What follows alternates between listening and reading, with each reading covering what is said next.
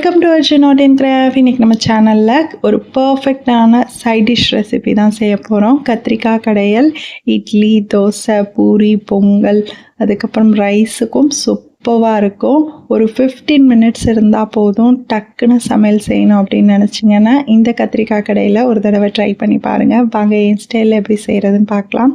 நான் இன்றைக்கி மண் பாத்திரம் எடுத்திருக்கேன். கடாய் நல்லா ஹீட் ஆனதுக்கப்புறம் தான் மண் பாத்திரத்தில் சமைக்க ஆரம்பிக்கணும். மண் பாத்திரத்தில் செஞ்சால் இன்னும் டேஸ்ட் அதிகமாக இருக்கும். நான் இப்போ இதில் ஒரு 3 டேபிள் ஸ்பூன் அளவுக்கு எண்ணெய் சேர்த்துருக்கேன். ஒரு 2 பெரிய வெங்காயத்தை குட்டி குட்டியாக நறுக்கி வச்சுருக்கேன். அதை எண்ணெய் ஊற்றிட்டு காய்ச்சதுக்கப்புறம் சேர்த்துக்கலாம். சேர்த்துட்டு லைட்டாக வதக்கினா போதும். ரொம்பலாம் ப்ரௌனிஷ் ஆகணும்லாம் அவசியம் இல்லை. லைட்டாக வதங்கினதுக்கப்புறம் நான் இன்றைக்கி ஒரு 5 பெரிய கத்திரிக்காய் பச்சை கத்திரிக்காய் எடுத்து இந்த மாதிரி நறுக்கி வச்சுருக்கேன் பெருசு பெருசாக. அதை உள்ளே சேர்த்துக்கிறேன்.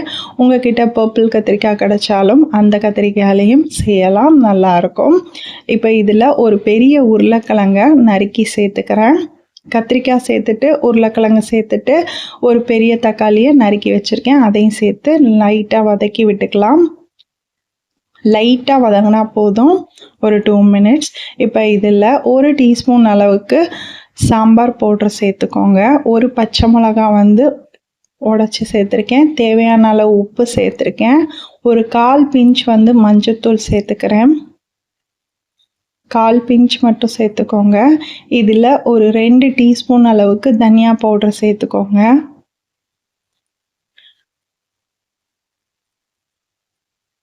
இப்போ இதெல்லாம் சேர்த்து நல்லா வதக்கி விட்டுக்கலாம். நல்லா பச்சை வாசனை போகிற அளவுக்கு வதக்கினா போதும். ஒரு 1 நிமிஷம் வதக்கினா போதும். அதுக்கப்புறம் தேவையான அளவு தண்ணி ஊற்றிக்கலாம். ஒரு 1/2 கிளாஸ் தண்ணி மட்டும் ஊற்றிட்டு நல்லா வேக விடணும். உருளைக்கிழங்கு வேகிற அளவுக்கு நல்லா வேந்தால் போதும். கத்திரிக்காய் சீக்கிரமே குக் ஆயிடும். அதனால மூடி போட்டுட்டு நம்ம உருளைக்கிழங்கு வேகிற அளவுக்கு வேக வச்சுக்கலாம். நல்லா மேஷ் ஆகி வரணும். உருளைக்கிழங்கு வெந்துருச்சான்னு செக் பண்ணிக்கோங்க. ஒரு 5 to 7 மினிட்ஸ் கழித்து மூடி திறந்து உருளைக்கிழங்கு வெந்துருச்சான்னு செக் பண்ணிக்கிறேன். இப்போது வெந்துருச்சு. இப்போ இதில் நம்ம மத்து வச்சு கடைஞ்சி விட்டுக்கலாம். இந்த மாதிரி நீங்கள் கடைஞ்சிக்கலாம். அப்படி இல்லைன்னா நல்லா ஆறுனதுக்கப்புறம் நீங்கள் கையில் கடைஞ்சிக்கோங்க மத்து வச்சு. இல்லைன்னா கரண்டி வச்சு கூட மேஷர் வச்சு மேஷ் பண்ணி விட்டுக்கோங்க.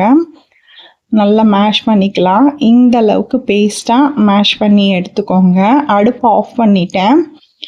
இப்போ இந்த அளவுக்கு மேஷ் பண்ணி எடுத்ததுக்கப்புறம் இது இருக்கட்டும். இதுக்கு நம்ம தாளிப்பு ஆட் பண்ணிக்கலாம். இப்போ கடாயில் எண்ணெய் ஒரு குழிக்கரண்டி அளவுக்கு சேர்த்துருக்கேன். கொஞ்சம் குவான்டிட்டி சேர்த்தா போதும். இதில் நம்ம கடுகு உளுத்தம் பருப்பு சேர்ந்தாப்புல 1 டீஸ்பூன் சேர்த்துக்கிறேன். கடுகு நல்லா பொரியணும்.